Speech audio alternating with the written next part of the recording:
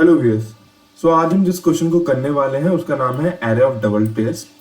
इस क्वेश्चन में हमें करना क्या है, हमें एक कंडीशन दे रखी है array of 2 into I plus 1 equals to 2 into array of 2 into I. तो हमें इस कंडीशन के हिसाब से एरे को रीऑर्डर कर देना है। अगर इस कंडीशन के हिसाब से हमें एरे को रीऑर्डर कर देना है। अब देखते हैं क्या करना है। यहाँ पे जो आई की जो रेंज रहने वाली है वो आई की रेंज रहेगी 0 से लेके I less than array dot length divided by 2 तक। ठीक है, ये आई की रेंज रहने वाली है। अब देखते हैं कि अगर 6 साइज का हमारा एरे हो तब कैसे होगा।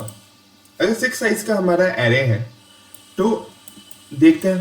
तो एरे आज जब आई की वैल्यू हमारे पास 0 है तब क्या होगा, 2 into 0 plus 1 equals to array of 2 into 0, 2 into array of 2 into 0। Okay, array of 1 कैसे होगा, एरे ऑफ 2 मतलब आई इक्वल्स टू 1 के लिए कैसे होगा, 2 into 1 plus 1 equals to 2 into array of 2 into 1।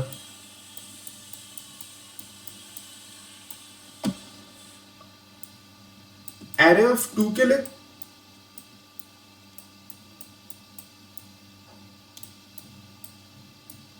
2 into 2 plus 1 equals to 2 into array of 2 into 2। तो basically यहाँ पे क्या हो रहा है, यहाँ पे हम लोग पेयर्स बना रहे हैं। यहाँ पे जो 6 साइज का हमारे पास एरे था उसके हमने पेयर्स बना लिए हैं। ये एक पेयर बन गया, ये एक पेयर बन गया और ये एक पेयर बन गया। तो जो हमारा एरे है वो क्या बन रहा है, उसको हमें कुछ इस तरीके से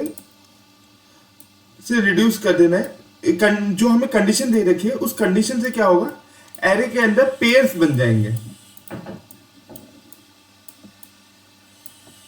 तो देखते हैं ये पेयर्स कैसे बनेंगे। तो मेरी जो इस क्वेश्चन के लिए अप्रोच रहने वाली है,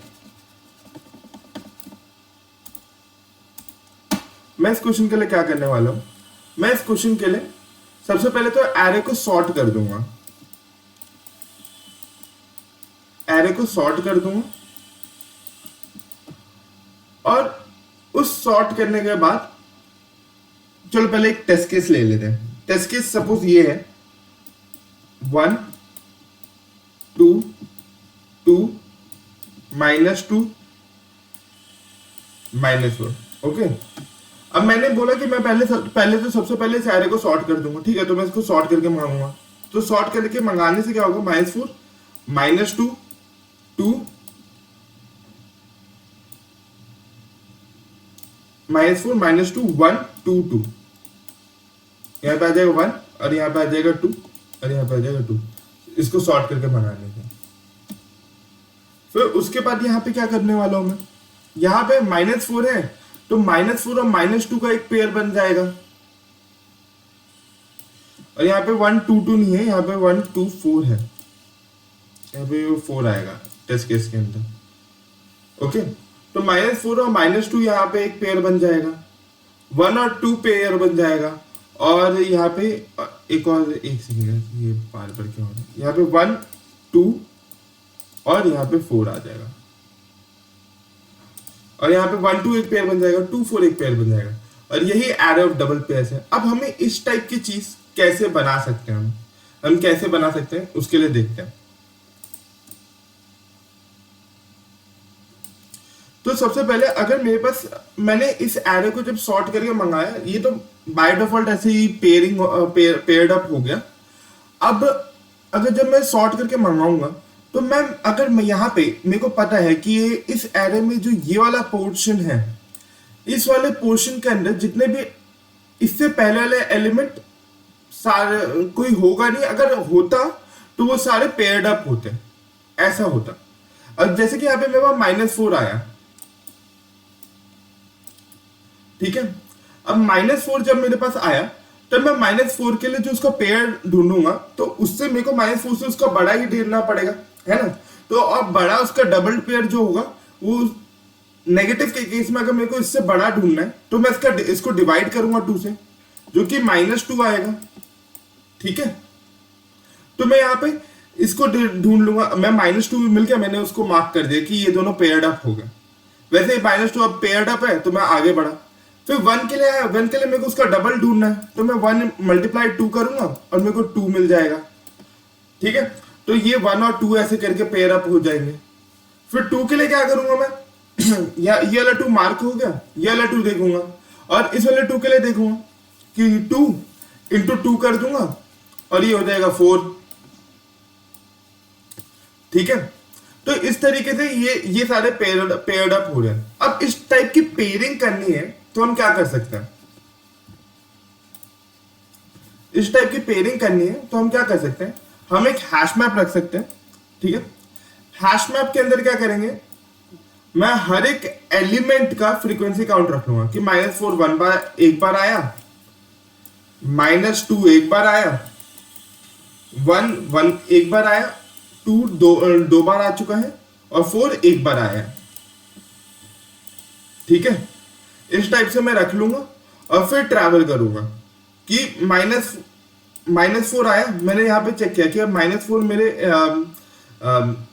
हैश मैप के अंदर प्रेजेंट है। और फिर मैं -4 का हाफ, अब देख लिया ये नेगेटिव है, ये नेगेटिव है तो मैंने इसका हाफ किया और इसका हाफ को ढूंढा। मैंने ये नेगेटिव है, इसका हाफ किया जो कि -2 है।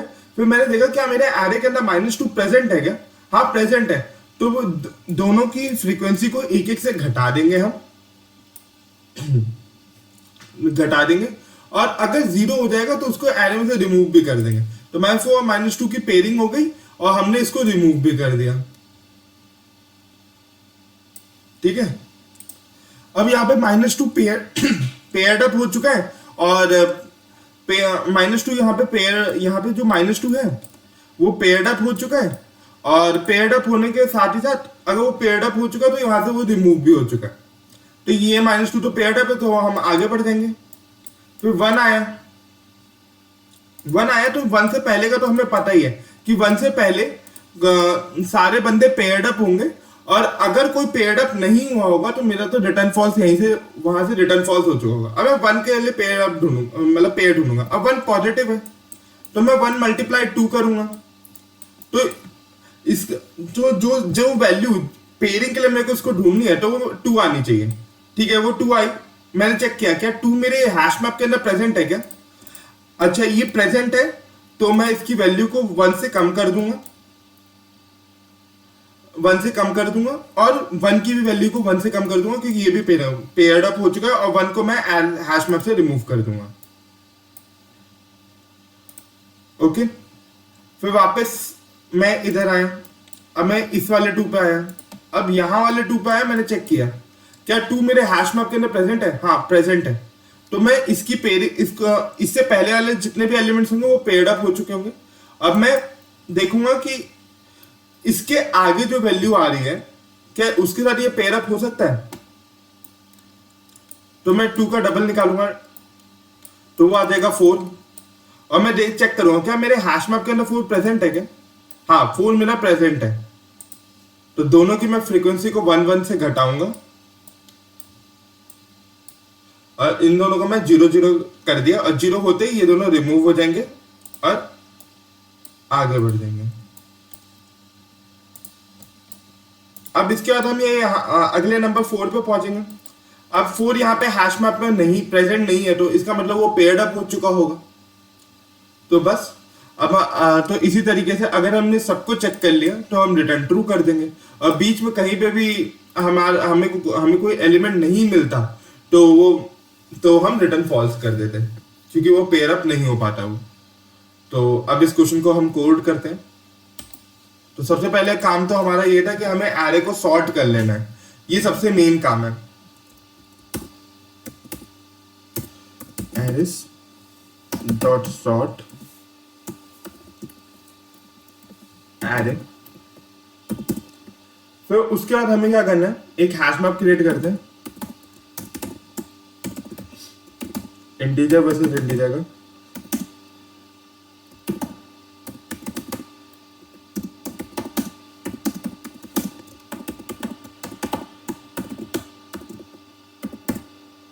अब इसके अंदर ट्रैवल करके हर एक एलिमेंट की फ्रीक्वेंसीज को स्टोर कर लेंगे।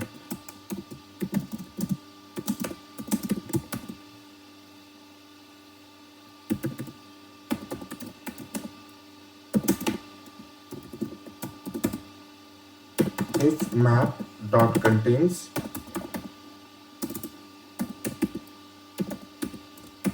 की एरे ऑफ आई, अगर पहले से ही मेरे मैप के अंदर वो प्रेजेंट है तो मैं उसकी वैल्यू को +1 कर दूंगा कि मेरे को एक और वैल्यू मिल गई है। तो मैप डॉट पुट करेंगे array of I, map dot gate, उसकी पूरी प्रीवियस वैल्यू निकालेंगे, उसके सामने +1 कर देंगे। अगर वो बंदा पहली बार आया तो उसके सामने 1 पुट कर देंगे।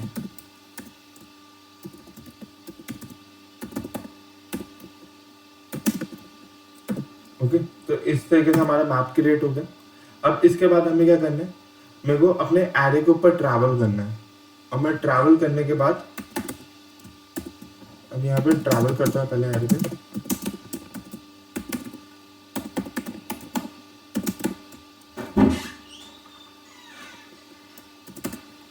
तो यहाँ पे मैं अब अपने एरे पे ट्रैवल करने वाला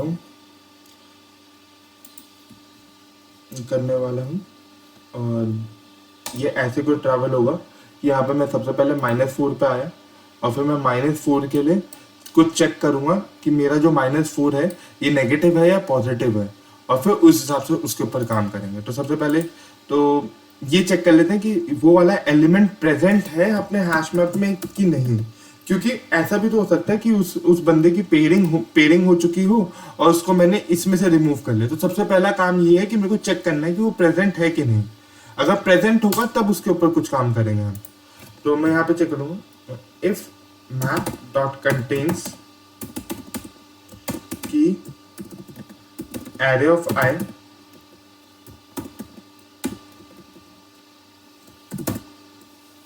अगर वो कंटेन करता है तब हम कुछ करेंगे। अब देखते क्या, अब वहां पे हमें ये देखना है कि वो नेगेटिव है या पॉजिटिव है। इफ एरे ऑफ आई <0 तब अलग तरीके से काम होगा, एल्स तब अलग तरीके से काम होगा। अगर वो <0 है तब मेरे को वैल्यू को डिवाइड करना है। किससे? 2 से डिवाइड करना है उसको। Array of I divided by 2। साथ ही ना मैं यहाँ पे एक और चीज चेक करना चाहता हूँ। एक टेस्ट केस और ले लेते हैं, जैसे कि -5 -3। अगर सिर्फ मैं डिवाइड चेक करूंगा, सिर्फ डिवाइड करूंगा, तब एक प्रॉब्लम आ सकती है। -5, -3, ठीक है। अगर इसके लिए मेरे को आंसर पता है कि इसके लिए इसका डबल निकालना होता, तो इसका तो नहीं है कोई डबल इस एरे के अंदर, ठीक है। बट अगर मैं इसको डिवाइड करूंगा -5 डिवाइड बाय 2 तो मेरे को 2 मिलेगा। सॉरी, यहाँ पे एक सेकंड, ये चीज गलत लिख दी मैंने। इसको मैं 3 हटा के यहाँ पे 2 कर देता हूँ। अगर मैं इसको करूंगा तो मेरे को -2 मिल जाएगा इधर, ठीक है। और -2 अगर मेरे को मिल जाएगा तो मैं तो यहाँ से ट्रू रिटर्न कर दूंगा कि हो गया, ये दोनों तो पेयर्ड अप हो गए। बट ऐसा नहीं है कि इसका तो कोई डबल एग्जिस्ट ही नहीं करता। तो इसके लिए मैं यहाँ पे ये भी चेक करूंगा कि -5 मॉडुलस 2 क्या इक्वल टू 0 है। अगर हाँ तब काम करना, अगर नहीं तो फॉल्स रिटर्न कर देना।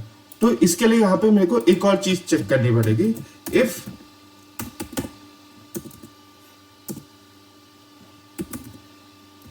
Array of I modulus 2 not equal to 0, अगर नहीं है 0 तो रिटर्न फॉल्स कर दो, वरना तो अपना नॉर्मल तरीके से जैसे कि हम काम करने वाले थे वो करेंगे।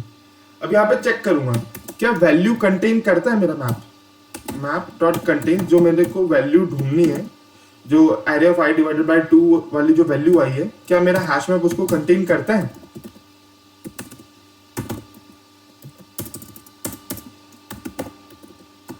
अगर कंटेन कर रहा है तो उसके लिए कुछ काम होगा, अगर नहीं कंटेन करता तो रिटर्न फॉल्स कर देंगे। और यहाँ पे अगर कंटेन करता है तब क्या काम करना है देखते हैं। अगर मेरा ये इस वैल्यू को कंटेन करता है जो मैं डिवाइड करके मंगा रहा हूँ, -4 डिवाइडेड बाई 2 -2 को कंटेन करता है, तो मेरे को -4 डिवाइडेड बाय -2, तो मैं यहाँ पे चेक करूंगा कंटेन करता है। अगर कंटेन करता है तो मैं दोनों की फ्रीक्वेंसी को एक एक से घटाऊंगा, और अगर दोनों की फ्रीक्वेंसी घटाने का 0 हो जाती है तो उसको मैं रिमूव कर दूंगा। ठीक है, अब क्या करना है, अब मैं यहाँ पे ये करूंगा। तो सबसे पहले तो मैं यहाँ पे इन दोनों की फ्रीक्वेंसीज को घटाऊंगा। Map dot put value map dot get value, और इन दोनों की फ्रीक्वेंसी को एक एक से घटाऊंगा। Map dot put array of I, map dot get array of I -1। if अगर इन दोनों की वैल्यू जो है वो 0 के इक्वल हो जाएगी तो उनको मेरे को रिमूव भी कर देना है हैश मैप से। If map dot get value equal to 0, so मेरे को यहां से रिमूव कर देना है। मैप डॉट रिमूव वैल्यू, मैं अपने मैप से वैल्यू को रिमूव कर दूंगा। और यहाँ पे भी अगर मेरा वो वैल्यू है क्या कहते हैं, मेरा एरे ऑफ आई के लिए मैं चेक करूंगा क्या इसकी वैल्यू में, इसकी फ्रीक्वेंसी मेरे मैप में 0 हो गई है क्या। अगर 0 हो गई है तो मैं रिमूव कर दूंगा इसको। मगर यहाँ पे ना मैं रिमूव करने से पहले एक और कंडीशन को चेक करना चाहूंगा। वो कंडीशन ये है कि अगर सपोज मेरा यहाँ पे एरे के अंदर 0 0 होता, ठीक है, तो 0 का डबल तो 0 आता, तो या फिर कोई ऐसा केस आता है इसके अंदर कि मेरा वैल्यू और एरे ऑफ आई ना सेम होता, जिससे मैं अगर एरे ऑफ वैल्यू को डिक्रीज करता ना, तो वैल्यू को डिक्रीज करने से एरे ऑफ आई भी डिक्रीज कर जाता। जब वो डिक्रीज करता तो क्या पता एक केस ऐसा आएगा कि वो वाला एलिमेंट जो है मेरा रिमूव ही हो चुका होगा, मेरे मैप से वो वाला एलिमेंट रिमूव हो चुका होगा। तो उसके लिए मैं यहाँ पे एक कंडीशन का चेक लगा दूंगा कि कहीं मेरे मैप के अंदर ये वाला वैल्यू प्रेजेंट तो है। अगर ये वाला वैल्यू प्रेजेंट है,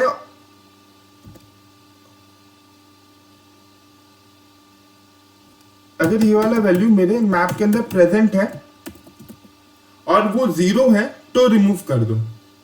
टेंस की अगर एरे ऑफ आई मेरे मैप के अंदर प्रेजेंट है और वो अगर 0 है तो उसको रिमूव कर दो। तो इस तरीके से यहाँ पे काम करना है। अब पॉजिटिव के केस में भी सेम काम होना है, बट ना यहाँ पे एरे ऑफ आई मल्टीप्लाई 2 आ जाएगा, और यहाँ पे हमें ये कंडीशन चेक करने की जरूरत नहीं है। पॉजिटिव में हमें ये वाली कंडीशन चेक करने की जरूरत नहीं है। पॉजिटिव में भी सेम काम होना है,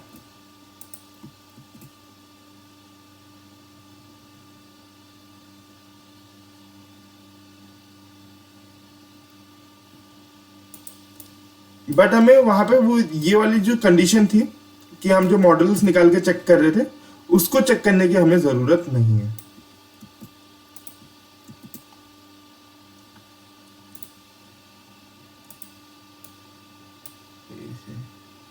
क्या हो गया?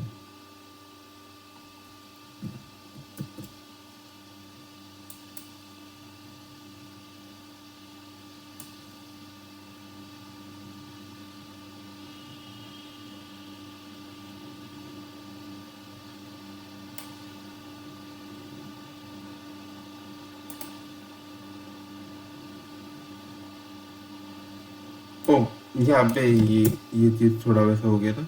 Okay, if this and else, ये मेरा पॉजिटिव का केस रहेगा, और पॉजिटिव के अंदर भी हमें ये सेम काम ही करना है, बस हमें ये वाली कंडीशन को चेक करने की जरूरत नहीं है। बाकी काम सेम है। और यहाँ पे ये मल्टीप्लाई 2 होगा। ओके, और यहाँ पे ये मल्टीप्लाई 2 होगा।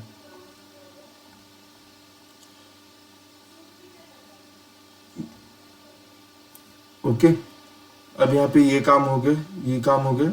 और इसके बाद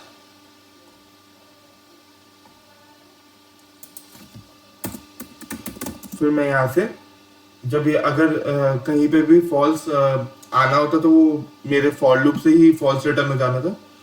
फॉल्स नहीं आया है तो अब यहाँ से मैं रिटर्न ट्रू कर दूंगा। तो अब चेक करते हैं कि कोड कितना सही है।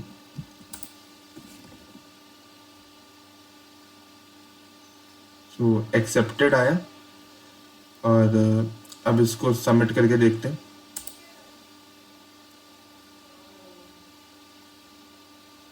सो हमारा कोड सक्सेसफुली चल भी गया। अगर इस क्वेश्चन में कोई डाउट हो तो आप कमेंट सेक्शन में मेरे को बता देना। So that's all for this video. Thanks for watching.